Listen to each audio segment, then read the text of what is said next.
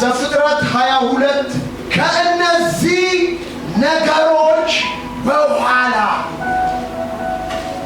እግዚአብሔር አብርሃምን ፈተነው እንዲህም አለው አብርሃም ሆይ አብርሃምም እነሆ አለው አለ የምትወደውን አንድ ልጅህን ይስሐቅን ይዘህ ወደ ሞሪያ ምድር ሂድ እኔም በምነግርህ በአንድ ተራራ ላይ በዚያ መስዋዕት አድርገህ ሰዋው አለው አብርሃምን እግዚአብሔር የፈተነው ይህንን ነው ከመቼ በኋላ ከዚህ ነገር በኋላ ከየትኛው ነገር ስትሉ ዘፍጥረት 12 ከሀገር ከዘመድ ከአባት ቤት ተለይተህ እኔ ወደማሳይ ምድር ውጣ ብሎ 7 ተስፋ ገብቶለታል ከሰባቱ የመጀመሪያው ምንድነው የሚለው ታላቅ ሕዝብ አደርጋለሁ ነው የሚለው ሰባተኛው ደግሞ በዘር አሕዛብ ይባረካሉ ነው ያለው እንግዲህ ከመጀመሪያውና ሰባተኛው ተስፋ በዘር የሚለው ነው ስለዚህ እግዚአብሔር የአብርሃም ትልቁ ጥያቄ ሁሉን ነገር ሞልቶለታል የአብርሃም ጥያቄ የነበረው ልጅ ያለመኖሩ ነው ዘፍጥረት 15 ላይ ሁላችንም እናውቃለን እግዚአብሔርም ለአብርሃም በራእይ ተገለጠለት ይላል እግዚአብሔር ሲገለጥለት ያለው ምንድነው አትፍራ እኔ ለአንተ ጋሻ ነኝ ሲለው አሜን አይደለም ያለው ምንድነው ምን ትሰጠኛለህ ያለ ልጅ ይሄዳለሁ ይህ ቤተሰብ ደማስቆ ኤልዓዛር ይወርሰኛል ሲል እግዚአብሔር ምን አለው ይህ አይወርስህም ከጉልበት የሚወጣው ይወርስሃል ከዛ ያደረገው ምንድነው ወደ ሰማይ ተመልከት አለው እነዚህ ከዋክብት ልትቆጥር ትችላለህ ዘር እንዲህ ይሆናል እንደ ምድር አሸዋ ዘር ይበዛል አብርሃምም አመነ ጽድቅም ሆኖ 16 ላይ ግን ተስፋው ሲዘገይ አብርሃም ፋውል ሰራ በሚስቱ ምክር ወደ አጋር ገባ በስጋ ፈቃድ እስማኤልን አበረከተ 17 ላይ እግዚአብሔር መጣለትና አብርሃም እኔ ኤልሻዳይ ነኝ በፊቴ ተመላለስ ፍጹም ሁን ሁሉን ማድረግ የምችል አምላክ ነኝ አለ 18 ላይ 21 ላይ አብርሃምን እግዚአብሔር እያበረታው የመጨረሻ ግን በመምሪያ አድባር ስር እያለ 3 ሆነው ተገልጠው 2 መላእክት ናቸው አንዱ አምላክ ነው ተገለጠለትና ምን አለው አብርሃምን እግዚአብሔር ሲገለጥለት አብርሃም በፊቴ ሞገስ አግኝቼ ከሆነ በፊታችሁ ሞገስ አግኝቼ ከሆነ አትለፉኝ ግቡ አለ ገቡ ምግብን ተስተናገዱ መጨረሻ ምን አለው የዛሬ ዓመት አሜን እግዚአብሔር ቀን ቆጥሮ ወደ ህይወታችሁ ይምጣ ብዙ ተስፋዎችን ሰምታችኋል የምትዘገይ ተስፋ ልብን ታሳዝናለች ተብሎ ተጽፏል በዘገየ ተስፋ ልባችሁ ባዘነበት ነገር በዘገየበት ተስፋ አማራጭ ወሰዳችሁበት ነገር ዛሬ እግዚአብሔር በሞገሱ ወደ ህይወታችሁ ይምጣ እጆቻችሁን አንሱና ዛሬ ወደ ህይወታችሁ ይምጣ በፊቱ ሞገስ አግኝተሽ ከሆነ በፊቱ ሞገስ አግኝተህ ከሆነ በፊቱ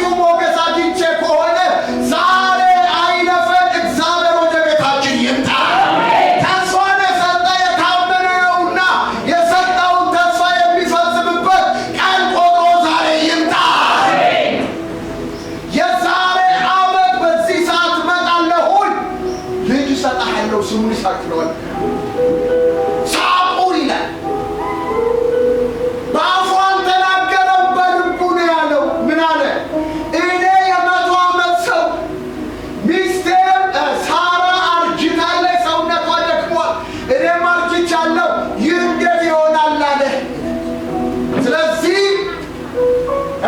ተስፋ ይፈጸማል የምትለኝ ዛሬ ዓመት የምትለው ላይሆን ስለሚችል እስማኤል በፊት ይሆናል። ይህንንም ሰምቼዋለሁኝ፣ እባርከዋለሁ፣ 12 ነገር ሰጠዋለሁ፣ ታላቅ ሕዝብ አደርገዋለሁ አለ። ነገር ግን የዛሬ ዓመት ከምሰጥ ልጅ ጋር ከሱ ጋር ኪዳን እገባለሁ። ይህንን የተስፋ ዘር ከምሰጥ ጋር ከሱ ጋር ታላቅ ሕዝብ አደርገዋለሁ። በዚህ በምሰጥ ዘር አሕዛብ ይባረካሉ አለ። ሳራም ሰምታ ሳቀች። ምን አለች? ከሴቶች የሚወጣው ልማድ ቀርቷል። አርጅቻለሁ፣ ለፍትወት የሚሆን ስሜት የለኝም፣ እንዴት ይሆናል ብላ ሳቀች ይላል። እግዚአብሔርም ሳራ ለምን ሳቅሽ? በውኑ ለእግዚአብሔር የሚሰራው ነገር አለን አለ። ዛሬ ይህ ቃል ጉልበት ሆኖ ወደ ሕይወታችሁ ይምጣ። የሚያጸንስ ቃል ወደ ሕይወታችሁ ይምጣ። በውኑ ለእግዚአብሔር የሚሰራው ነገር አለን ወይ ሳራ? መጽሐፍ ቅዱስ ሲናገር እንዲህ ይላል። ዕብራውያን ላይ ከሚናገሩ ሴቶች አንዷ ሳራ ነች።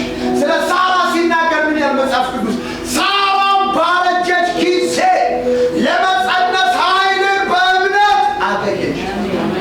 ኃይል የሚገኘው በእምነት ነው። እምነት የእግዚአብሔርን ቃል ከመስማት ነው። የእግዚአብሔርን ቃል ሰማች፣ ለእግዚአብሔር የሚሳነው የለም የሚለውን አመነች፣ ጸነሰች። ዛሬ ይሁንላችሁ። የእምነት ኃይል በቤታችሁ ይምጣ። የእምነት ኃይል በልባችሁ ይገባ። ሳቅ በሳቅ ቤቱን አደረገ፣ ጎበኘው፣ ተስፋውን ፈጸመለት። ይስሐቅ በተገረገ ጊዜ ታላቅ ግብዣ አደረገ ይላል አብርሃም። ፌሽታ ሆነ፣ ደስታ ሆነ፣ ሳቅ በሳቅ ሆነ። ከዚህ በኋላ መለኮት ቀጥታ ወደ አብርሃም መጣ። ከዚህ ነገር በኋላ ጓዳው ሞላ፣ ጥያቄው ተመለሰ፣ እንቆቅልሹ ተፈታ። እግዚአብሔር ሲገለጥለት መጀመሪያ የሚያነሳውን ጥያቄ ጌታ መለሰለት። እንቆቅልሹን እግዚአብሔር ፈታለት፣ ህልሙን አደረገለት፣ ዘር ቀጣይ የሚሆነውን ሰጠው። መጽሐፍ ቅዱስ እንዲህ ይላል፣ ከዚህ ነገር በኋላ ሲበሉት ድገሙት እስኪ። ከዚህ ነገር በኋላ እግዚአብሔር አብርሃምን ፈተነው። ብሎቼ ፈተና ከባድ ነው። ፈተና ከባድ ነው። ምንድን ነው ያለው? የምትወደውን አንድ ልጅህን ይስሐቅን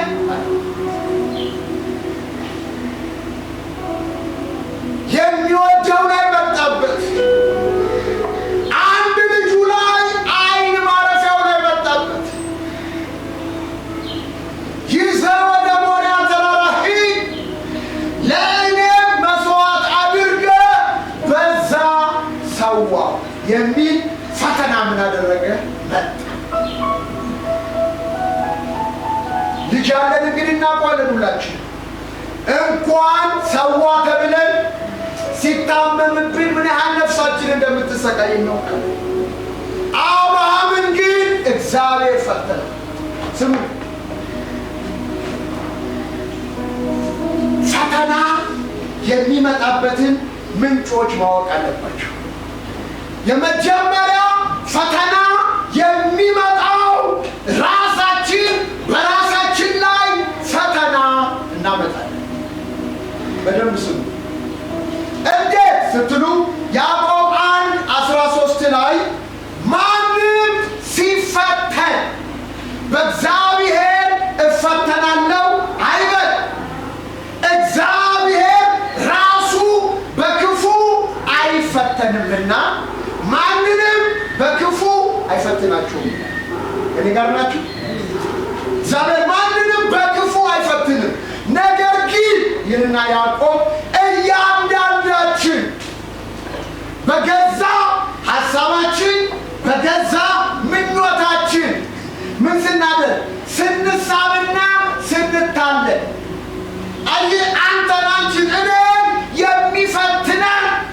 የገዛ ምኞታችን ምን ሲያደርገን ሲስበንና ምኞታችን ሲያታለን እንፈተናለን። የሚፈትነን ምኞታችን ነው። ምኞትን ጸንሳ ኃጢአትን ትወልዳለች፣ ኃጢአትን አድጋ ሞትን ታመጣለች ይላል። ስለዚህ ይሄ የስጋችን ክፉ ምኞት፣ የአይን አምሮት፣ የስጋ መሻቶቻችን፣ ፍላጎቶቻችን ይስበናል፣ ያታለናል፣ ይፈትነናል። ስለዚህ ምኞትን ከውስጣችን ማስወጣት ምን ማድረግ አለብን? ማስወገድ አለብን። ሁለተኛ የምንፈተነው በሰይጣን እንፈተናለን። ክርስቶስ ካያችሁ መጽሐፍ ቅዱስ ሲናገር ክርስቶስም 40 ቀን ከጾመ 40 ቀን ከጸለየ በኋላ ተራበ። ፈታኝም ቀርቦ ይህንን ድንጋይ ዳቦ አድርግ ይላል። ስለዚህ ሰይጣን ሊፈትንሽ የሚችለው በኒዳችን በፍላጎታችን ተንተርሶ ነው ወደ ሕይወታችሁ የሚመጣው። ክርስቶስ የተፈተነው ጾሟል። ከጾመ በኋላ ምን ይላል? ተራበ ይላል። ከተራበ የሚያስፈልገው ምንድን ነው? ምግብ ነው። በፍላጎቱ በረሃቡ መጣበት። መለኮታዊ ኃይሉን ለስጋ ፍላጎቱ እንዲጠቀምበት አደረገ። ሰይጣን ይፈትናል። እዚህ ናቸዋል። እነኛ ቆሮንቶስ 7:5 ላይ ለጸሎት ካልሆነ በስተቀር እርስ በርሳችሁ ተስማምታችሁ ካልሆነ በስተቀር አትከላከሉ ይላል ለባለትዳሮች። ለምን ሲባል ሰይጣን እንዳይፈታተናችሁ። ስለዚህ ስጋ ሰይጣን የሚፈትነን እንድንወድቅና እንድንዋረድ ነው። ሰይጣን የሚፈትነን ጸጋችንን እንድናጣ ነው። ሰይጣን ስጋ የሚፈትናችሁ ከክብር ሊያጎድላችሁ ነው። ስለዚህ ፈተና ከምን ይመጣል? ከስጋ ምኞት ይመጣል። ከውስጣችን ካሉ ክፉ ሀሳቦችና ምኞቶች ይመጣል። ሁለተኛ ከሰይጣን ይመጣል። እነዚህ የሚፈታተኗችሁ ሊጥሏችሁ እንጂ ሊያነሷችሁ አይደለም። ሊያዋርዷችሁ እንጂ ሊያከብሯችሁ አይደለም። ጸጋችሁን ልትጥሉ እንጂ በጸጋ ላይ ጸጋ እንድታገኙ አይደለም። እግዚአብሔር ግን የሚፈትነው እምነታችሁን ነው። በደንብ ስሙ። መጽሐፍ ቅዱስ ሲናገር እንዲህ ይላል። ዘዳግም 8 ላይ አምላክ እግዚአብሔር በልብ ውስጥ ያለውን ቃል ታደርግና አታደርግ እንደሆነ፣ ትታዘዝና አትታዘዝ እንደሆነ ይፈትን ዘንድ 40 ዓመት ሙሉ በምድረ በዳ የመራህን አስብ ይላል። እግዚአብሔር የሚፈትናችሁ በተማራችሁት፣ ባወቃችሁት፣ ባስተማርነው፣ በሰበክነው ቃል፣ ባወቅነው እውቀት፣ በተማርነው ትምህርት በልባችን ውስጥ ያለውን ቃል እናደርግና እናደርግ እንደሆነ፣ እንታዘዝና እንታዘዝ እንደሆነ ያውቅ ዘንድ እግዚአብሔር ምን ያደርጋል? ይፈትን። እግዚአብሔር የሚፈትነ ምናችንን ነው? አንድ ላይ በሉልኝ፣ በደንብ በሉልኝ። እምነት መሰረቱ ምንድን ነው?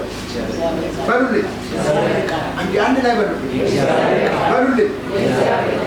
አይ እምነታችን በእግዚአብሔር ቃል ላይ ነው። ይሄ ደግሞ ቃሉ ደግሞ ያለው በልባችን ውስጥ ነው። በልባችን ውስጥ ያለው ቃል ካመንን እናደርገዋለን፣ ካላመንን አናደርገዋለን። ካመንነው በልባችን ውስጥ ያለውን እግዚአብሔር ቃል እንታዘዘዋለን፣ ካላመንነው አንታዘዘው። ካመንነው በልባችን ውስጥ ያለውን ቃል እሺ እንላለን፣ ካላመንነው እንቢ እንላለን። በልባችሁ ውስጥ ያለውን ቃል ታደርጉና አታደርጉ እንደሆነ ያውቅ ዘንድ እግዚአብሔር የፈተናችሁ። ስለዚህ እግዚአብሔር የሚፈትነው ምን ነው? እምነት ነው። ስለዚህ ኢዮብ ምን ብሎ ተናገረ? እግዚአብሔር ከፈተነኝ በኋላ እንደ ወርቅ ያነጥረኛል። ፈተና ሁልጊዜ በእግዚአብሔር ከመጣ ክብር ይዞ ነው የሚመጣው፣ ሽልማት ይዞ ነው የሚመጣው፣ በረከት ይዞ ነው የሚመጣው፣ ቅባት ይዞ ነው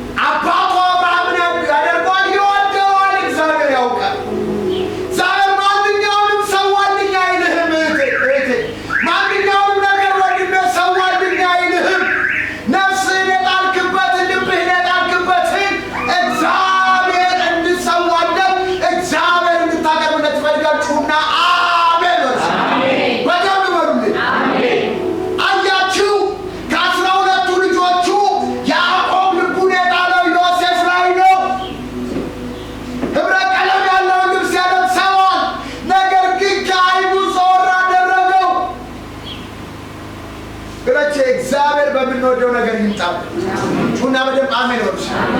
በደም አሜን በሉ። በደም ባትሉት ይመጣል።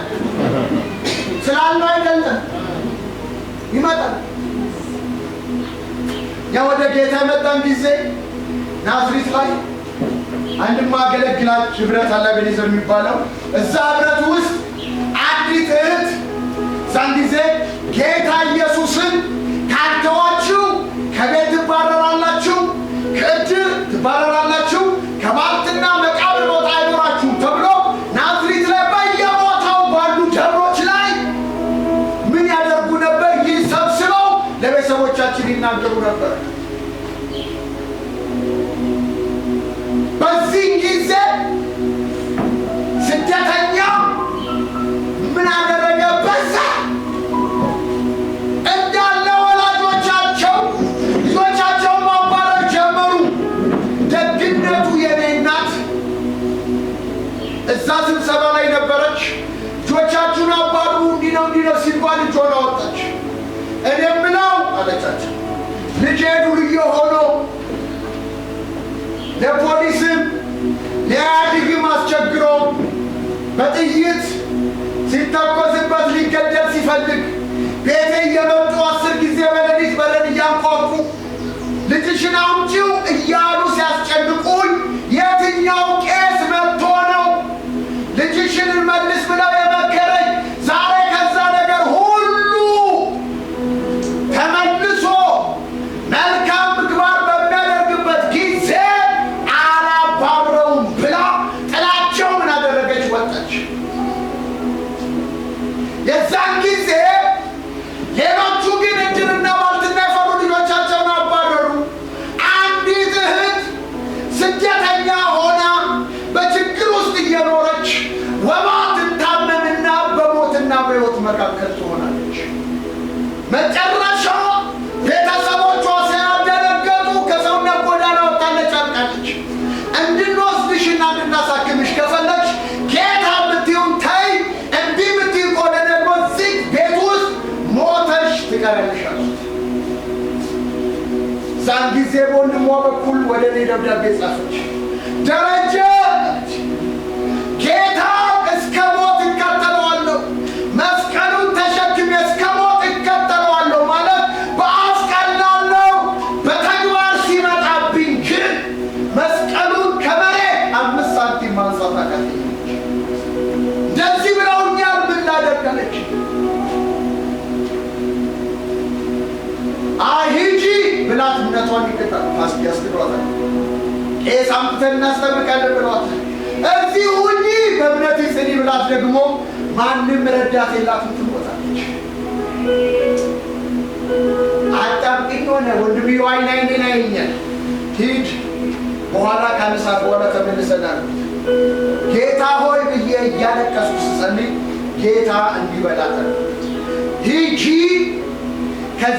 ስለዚህ ነገር ስለ ጥምቀት የሚባል ስለ አምላክሽ ካጅ የሚባል ነገር ምንም አያነሱብሽም፣ ያሳክሙሻል፣ ጤንነትሽ ይመለሳል፣ ሂጂ በላት። አሜን። ሄደች። ምንም ነገር ሳያደርጓት ለውጪ እምነት ሲሳይሏት ታክማ ምን አደረገች ዳለች። ምን እላችሁ ነው? ጌታ ክርስቶስን እስከ ሞት መስቀል ተሸክሜ እከተላለሁ ማለት በአፍ ቀላለሁ፣ በተግባር ሲመጣብኝ ግን መስቀሉን ከመሬት 5 ሳንቲም ማንሳት አቃተኝ።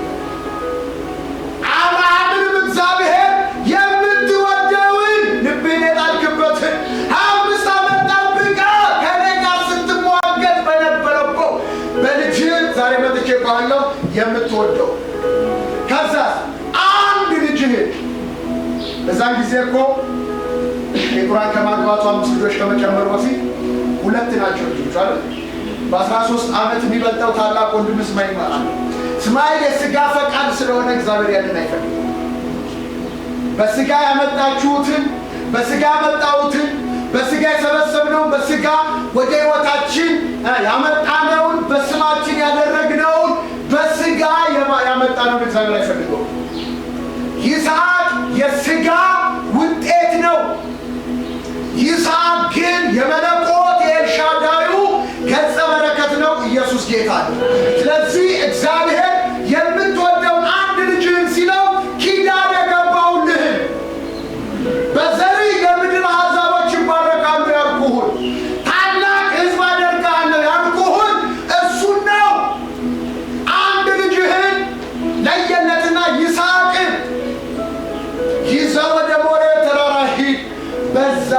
መስዋዕት አድርገህ ሰው መጀመሪያ እንደዚህ አይነት ፈተና መጣበት።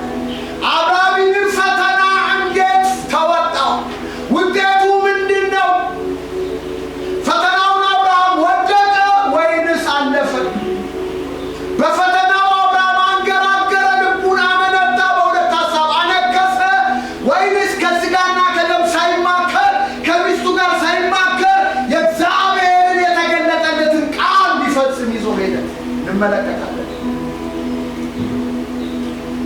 አምላኩን በመታዘዝ ወደ ሞሪያ ምድር ሄደ። ምክንያቱም እግዚአብሔር ያለው ወደ ሞሪያ ምድር ወደ ማሳይህ ምድር ሂድ ነው ያለው። እንግዲህ ወገኖቼ እግዚአብሔር የሚሄድበትን ቦታ ነግሮታል። የሞሪያ ምድር ነው። ማንን ይዞ እንደሚሄድ ነግሮታል። ይስሐቅን ነው። ለምን እንዲሄድ ገልጦለታል። መስዋዕት አድርጎ ሊያቀርብ ነው። እንግዲህ ይሄ ፈተና ሲመጣበት አብርሃምም ይላል፣ በደንብ ስሙ። አብርሃምም የተገለጠለትን የአምላኩን ድምፅ ትእዛዙንም ከባድ ቢሆንም አምላኩን የሚያውቅ ስለሆነ ለመታዘዝ ምን አላደረገም? አላንገጫገጭም። መጽሐፍ ቅዱስ ሲናገር አምላኩን የሚያውቅ ሕዝብ ይበረታል። አምላኩን የሚያውቅ ሕዝብ ይበረታል። ቀላል አይደለም። አንድ ልጅህን የምትወደውን ይስሐቅን ይዘህ እኔ ወደማሳይህ ምድር ወደ ሞሪያ ሂድ፣ በዛም መስዋዕት አድርገህ ሰዋው የሚል ድምፅ ከመጣለት በኋላ ይላል መጽሐፍ ቅዱስ በደንብ ስሙ። አብርሃምም በማለዳ ተነሳ። እግዚአብሔር ዛሬ በማለዳ ያንቃችሁ። ለሚገለጥላችሁ ድምፅ፣ ለሚመጣላችሁ መለኮታዊ ትእዛዝ አትዘግዩ፣ አታሳድሩ፣ አትዋሉ፣ አታግሙ። ለተገለጠላችሁ ቃል ወዲያው ምላሽ ስጡ። እግዚአብሔር በዚህ መንፈስ ይባርካችሁ። ጳውሎስ ምን አለ? ልጁን በእኔ ሁኔታ ሊገጥም ወደደ ጊዜ ወዲያው ሲበሉት ከስጋና ከደም ጋር አልተማከርኩም፣ እንደተገለጠልኝ ወጣ ይላል። ወዲያው ምላሽ ያስፈልጋል። እስቲ በደንብ አሜን ጩና በደንብ በሉ። በማለዳ ተነሳ። ካረፋፈደም ፀሐይ ከወጣ ጥሩ አይደለም፣ ካመሻሸም ጥሩ አይደለም። በማለዳ ተነሳ፣ እንጨት ሰነጠቀ። ለምን? መስዋዕት ነው የሚያቀርበው። አህያ አዘጋጀ፣ ሁለቱን ሎሌዎች ይዞ እግዚአብሔር ወዳለው ምድር ወጣ ሄደ። አሜን። ቅድመ ዝግጅትን የምታደርጉበትን ጸጋ ያብዛላችሁ። ለመጣላችሁ ቃል እግዚአብሔር ግባት የሆኑትን ነገሮች ሁሉ የምታዘጋጁበትን እውቀትና ጥበብ እግዚአብሔር ይለግሳችሁ።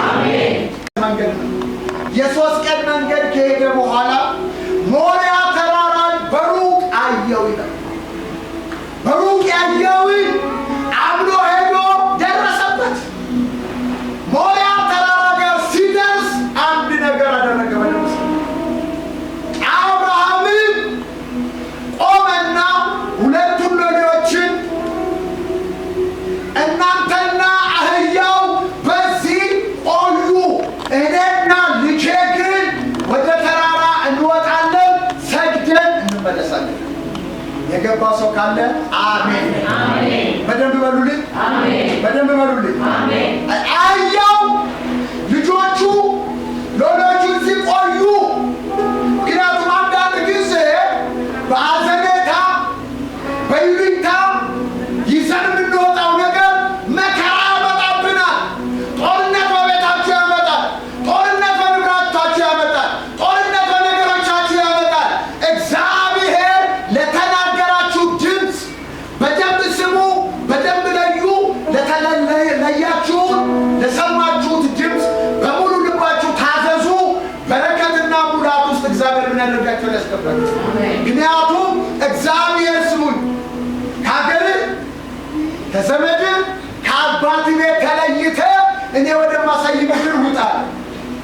ከዘመድ ተለይተን። አብርሃም ግን ሚስቱን ሶራ የወንድሙ ልጅ ሎጥን ባሪያዎችን ከብቱን ይዞ ወጣ። ከዘመድ የሚለውን አልታዘዘም። ማንን ይዞ መጥቷል? ሎጥን ይዞ ወጣ። ከኔ ጋር ናችሁ? ከኔ ጋር ናችሁ? ሎጥን ይዞ መጥቶ ለሎጥ ብሎ ጦርነት ውስጥ ገብቷል። እዚህ ናቸው 5 ነገስታት ሎጥን በማረኩት ጊዜ አብርሃም በቤት የተወለዱ 318 ሰዎች ይዞ ጦርነት ሄዶ ምርኮ ይዞ መጥቷል። በጦርነት ውስጥ እኮ ይሞት ነበር፣ ግን ኪዳን ስላለው ነው። ይዞ የወጣው ጦርነት ውስጥ አስገባው። ከጠላት ጋር እንዲዋጋ አደረገው። ያ ብቻ አይደለም፣ በሎጥና በአብርሃም መካከል ከብቶች በዙ። የአብርሃምና የሎጥ ምኖች ተጣሉ ይላል። ጠባቂዎች እረኞች ተጣሉ። አሁን እግዚአብሔር ሊለየው ስለፈለገ ጠራውና መጀመሪያ ነበር እኮ ተለያለ። ከጦርነት በኋላ ከጥል በኋላ ከጭቅጭቅ ከብዙ መከራ በኋላ እኔ እናንተ ወንድምና ማቾች ነን። ልንጣላ ሰራተኞቻችን ልንጣላ ያስፈልግም። አንተ ግራውን ብትወስድ እኔ ቀኙን፣ አንተ ፊቱን ብትወስድ እኔ ኋላውን እወስዳለሁ አለ። ሎጥም ዓይኖቹን አንስቶ ተመለከተ። ዞዓር እንደ ኤደን ገነት ትመስል ነበር። መረጣት ገባ። አብርሃም ብቻው ሲቀር ሎጥ ከተለየው በኋላ እግዚአብሔር ለአብርሃም ተገለጠ። አሜን አሜን። በደንብ በሉት። አሜን። በደንብ በሉት። አሜን። የእግዚአብሔር ቃል በጥንቃቄ ልናነበው፣ በጥንቃቄ ልንሰማው፣ በጥንቃቄ ልንማረውና ልንተረጉመው ያስፈልጋል። ሎጥ ከተለየው በኋላ እግዚአብሔር ለአብርሃም ተገለጠለት። እሱ ዞዓርን መርጦ ነው የሄደው። ሲወጣ ግን ነፍስን አድን ተብሎ ተጎትቶ ነው የወጣ። እግዚአብሔር ለአብርሃም ተገለጠለት። እንዲህ አለው ይላል፣ ወደ ቀኝም ወደ ግራም ወደ ፊትም ወደ ኋላም ተመልከት፣ እንዲሁ ትስፋፋለህ። በምድር ስፋትና ርዝመት ላይ ሂድ። ከግብፅ ምድር እስከ ኤፍራጥስ ወንዝ ያለውን ሁሉ የዘር ርስት አድርጌ እሰጥሃለሁ። እሱና አሜን። በደንብ በሉት። በደንብ በሉት። ከዛ ስለተማረ ይመስለኛል ሎሌዎቹንና አህዮቹን በዚህ ቆዩ። ዛሬ በጌታ በኢየሱስም ይለያችሁ። ይዛችሁ ከወጣችሁት ሎጥ ሆኖ ከሚያዘገያችሁ ነገር፣ ጦርነት ከውጭም ከውስጥም ከሚያስነሳችሁባችሁ ነገር ዛሬ እግዚአብሔር ይለያችሁ። ሙሉ መታዘዝ ካላደረጋችሁበት እግዚአብሔር ይለያችሁ።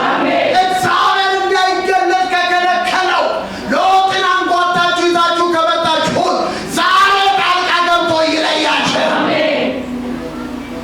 አስቀመጠው። እዚህ ቆዩ። ሃሌሉያ። እኔና ልጄ ሰግደን እንመለሳለን። ምን ብለን በሉልን? ሰግደን። አብርሃምም ልጁን ይስሐቅን እንጨቱን አሸክሞ መስዋዕቱን ማቃጠያውን ያዘ።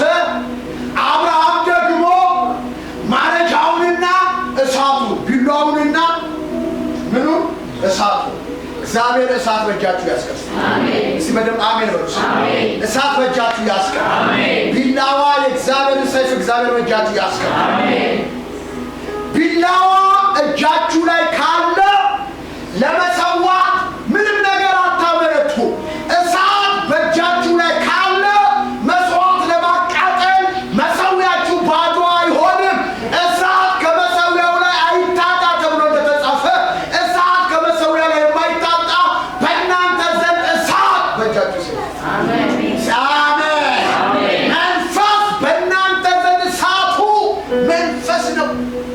ሰይፉ ቢላው ደግሞ የእግዚአብሔር ቃል ነው። ማረቻው መንፈስን ቅልጥምን ስጋን እስኪለይ ድረስ የሚወጋው የመንፈስን ሰይፍ የእግዚአብሔርን ቃል እግዚአብሔር በእጃችሁ ያስይዝ። ጩና አሜን በሉ። ጩና አሜን በሉ። ግኖች ይዞ ሄደ። እሱ እሳቱን ያዘ፣ እሱ ቢላውን ያዘ፣ ልጁን እንጨት አሸከመው። ሲሄድ አንድ ነገር ቅር አለው ይስሐቅ። አላማከረውም፣ አላወየው። ለሳራም አላማከረም፣ ለልጁም አላማከረም። አንዳንድ ጊዜ እግዚአብሔር የገለጠላችሁን እስኪፈጽመው ጊዜ ድረስ በልባችሁ የምትጠብቁትን ጸጋ እግዚአብሔር ያብዛላችሁ። ጩና ሲ አሜን በሉ።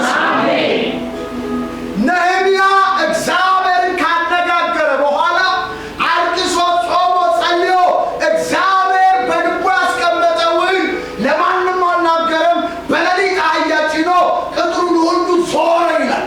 ካየ በኋላ ነው አይቼ ተነሳው አለ። ከዛ ነው ሽማግሌ ሰብስቦ ያማከረ። ያስመታችኋል አለ። ከኔ ጋር ናችሁ? ዮሴፍን ያስመታው ራዩን ያለ ጊዜው መናገሩ ነው።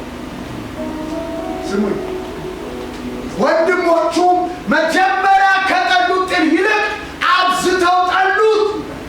ድጋሚ ደግሞ ሲነግረው አባትየው ገሰጸው ይላል። ምግብ ይዞላቸው ሲመጣ እኮ ይህ ባለ ራእይ መጣ፣ ቃሉ ይፈጸምና ይፈጸም እንደሆነ እናውቃለን ሲል በአፉ ነው እኮ የተናገረው ያጠመደው። ሳኦልን በደንብ ስሙ። ለአንዳንዶቻችሁ አፋችሁ ጠባቂ መኖር አለ። ለአንዳንዶቻችሁ እኔ ጋር ናችሁ። ለአንደበቴ ጠባቂ አኖርኩ እንደሚል ለአንዳንዶቻችን ጠባቂ መኖር አለ። አንዳንድ ነገር በብብት ከምትተኛው ሴት ራሱ አንደበታችሁን ጠብቁ ይላል። እኔ ጋር በብብት ከምትተኛው ሴት አንደበትን ጠብቅ። ለሚስት የማይነገር ነገር አለ። ለባል የማይነገር ነገር አለ። ለዘመድ የማይነገር ነገር አለ። በደንብ ስሙ። መልእክት እግዚአብሔር ሳሙኤል አግኝቶ ሳኦልን በቀባው ጊዜ አንድ ነገር ሆነ። አጎቱ አገኘውና የት ከረማችሁ አለ። ሳሙኤል አግኝተነው ነበር አለ። ሳሙኤልን ከተገናኛችሁ የሆነ ነገርማ ብሏችኋል። አዎ፣ ስለ አህያ መናገር፣ ስለ አህዮቹ መጥፋት መገኘታቸው ነገረን አለው። ሌላ ሳላላችሁም ሲለው አላለንም አለው። ንግስናውን ግን አልነገረም፣ በልቡ ጠብቆት ነበር። እግዚአብሔር በልብ ጠባቂ ያለ ስጩና አሜን ነው። በደንብ በሉልኝ፣ በደንብ በሉልኝ። አብርሃምን አስቀመጠና ለልጁ ጥያቄ አባቴ ሆይ እነሆይ ልጄ፣ እሳቱ ይኸው፣ ቢላው ይኸው፣ የመስዋዕቱ እንጨት ይኸው፣ መስዋዕቱ የት አለ? የአብርሃም መልስ ምንድን ነው? እግዚአብሔር ሲበሉ በሉልኝ፣ በሉልኝ። ሁለት ነገር ላይ ሎሌዎቹን ምን አለ? እዚህ እናንተና ልጆች እዚህ ቆዩ፣ እኔና ልጄ ተራራ ላይ ወጥተን ሰግደን እንመለሳለን። ምን ብለን? አንድ ላይ አንድ ላይ አንድ ላይ እኔና ልጄ ሰግደን እንመለሳለን ያለው እግዚአብሔርን ከማወቅ የመጣለት የእምነት ጉልበት ነው እንዲናገር ያደረገው። አመንኩኝ ተናገርኩ ተብሎ የተጻፈው በአብርሃም ሕይወት ውስጥ እኔና ልጄ ተራራ ላይ እንወጣለን፣ እናንተ እዚህ ቆዩ፣ ተራራ ላይ ወጥተን ለአምላካችን ሰግደን እንመለሳለን። አሜን። ሰግደን ምን እናደርጋለን? እግዚአብሔር ግን አንድያ ልጅን ተራራ ላይ ውሰደው፣ በዛ ለኔ መስዋዕት አድርገህ ሰዋው። ስሙ፣ እምነት እግዚአብሔር እውነት ይስጠን። ቀኝ እጆቻችሁ ነው። እግዚአብሔር የእምነትን መንፈስ ይሙላባችሁ። የእምነትን መንፈስ ይሙላባችሁ። የእምነትን ስጦታ እግዚአብሔር በልባችሁ ላይ ያቆርብ። እግዚአብሔር ያፍስሰው። በእግዚአብሔር ላይ መታመንን እግዚአብሔር ይጨምርላችሁ። በቃሉ ላይ መቆምን እግዚአብሔር ይጨምርላችሁ። ይኸው ብራይን ላይ ስታጠኑ አብርሃም በተፈተነ ጊዜ ልጁ ይስሐቅን ለማቅረብ ወደ ተራራ ሲወጣ አንድያ ልጁን ሰዋ ሲለው እግዚአብሔር ቢሰዋው እንኳን እንደሚያስነሳለት አስቦ ነበር። አሜን። እግዚአብሔር ምን እንደሚያደርግ በሉልኝ። ምን አድርጎ ነበር? ሁለተኛ ልጆቹን ምን አላቸው? ሌሎችን ሰግደን እንመለሳለን ሲል ልጁን ጋርደው እግዚአብሔር እንደሚያስነሳለን አስቦ ነው ለነሱ ያወቀ። አንዴ ነው ይሄ እንኳን ባይሆን ለእግዚአብሔር ሙሉ መታዘዝ ካደረኩለት እግዚአብሔር የመስዋዕቱን በግ ያዘጋጃል ብሎ አምኖ ነው እንቅስቃሴ ያደረገው። ዛሬ አምናችሁ የምትሄዱበትን ጸጋ እግዚአብሔር ያብዛል። ቁና በደንብ አሜን ነው። አምናችሁ የምትንቀሳቀሱበት አምን በጌታ በኢየሱስ በዚህ መንፈስ እግዚአብሔር ይባርክ። አሜን። መግደላዊት ማርያም ሽቶ ይዘው ወደ መቃብሩ እየሄዱ አንድ ነገር ይባባሉ ነበር። ድንጋዩን ማን ያንከባልልናል ይባባሉ ነበር። ድንጋዩ ታላቅ ነበር ይላል። እየሄዱ ይነጋገራሉ። ሲሄዱ ግን ድንጋዩ ተንከባሉ አገኙት ይላል። ዛሬ በጌታ በኢየሱስም በእምነት የበረታችሁ ያድርጋችሁ። በእምነት የምትሄዱ ያድርጋችሁ። በእምነት የምትንቀሳቀሱ ያድርጋችሁ።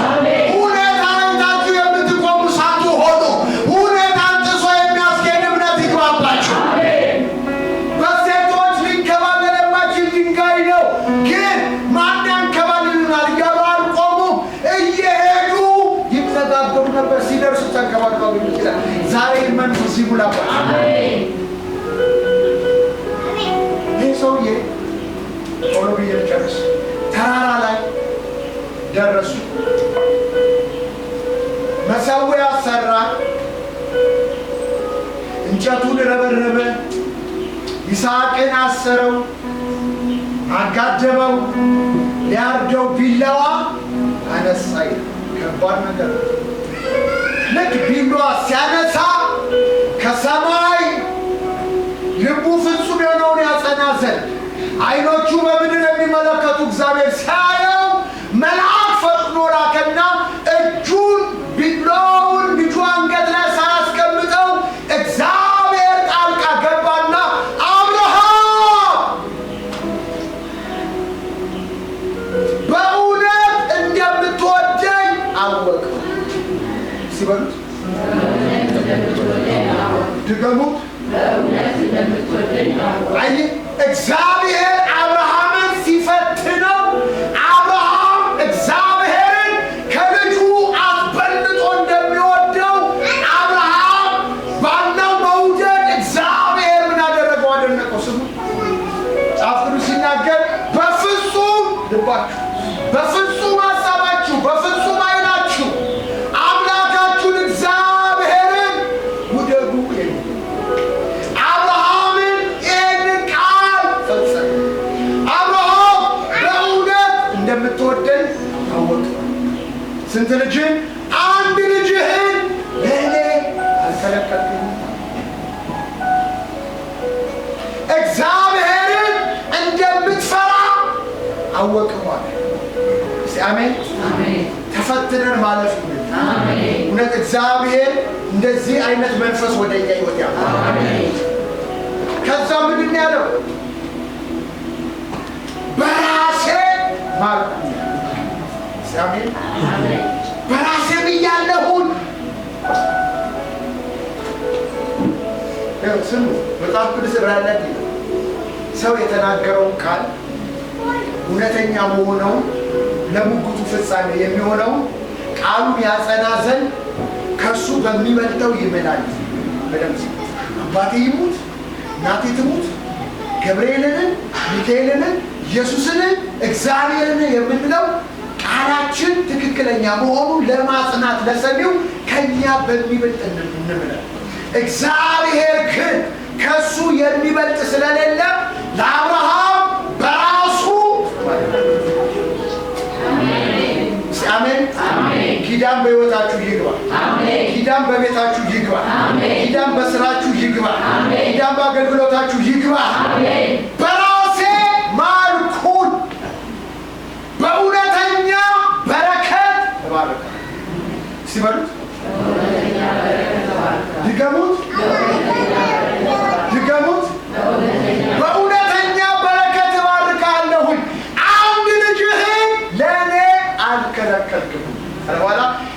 እነዚህ እውነተኛ በረከቶች ሶስት ናቸው።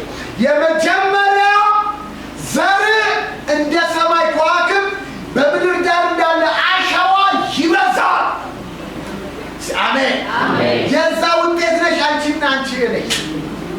እስቲ አሜን። የዛ ውጤት ነን። የዛ እምነት ውጤት። ሃሌሉያ ሃሌሉያ። ዘር እውነተኛ በረከት ዘር እንደ ሰማይ ከዋክብት እንደ ምድር አሸዋ ይበዛል። አይገርም? መጽሐፍ ክርስቶስ ሲናገር እንደ ሰማይ ከዋክብት እንደ ምድር አሸዋ የበዙ ዘሮች ሙት ከሆነው ከዚህ ከአብርሃም ወገብ ውስጥ ወጡ። አሜን። የእግዚአብሔር ጥበብ ይገርማል። ሙት ከሆነው ከአብርሃም ወገብ፣ ሙት ከሆነው ከሳራ ማህፀን እግዚአብሔር አወጣ።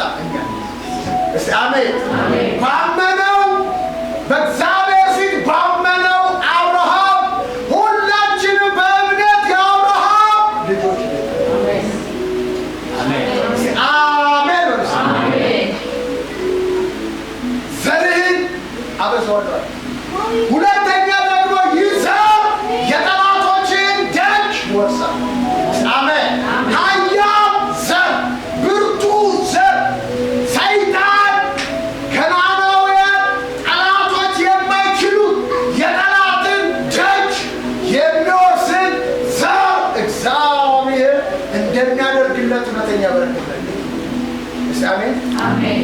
ዘርህ የጠላትን ደጅ ይወርሳል። ሲበሉት አሜን።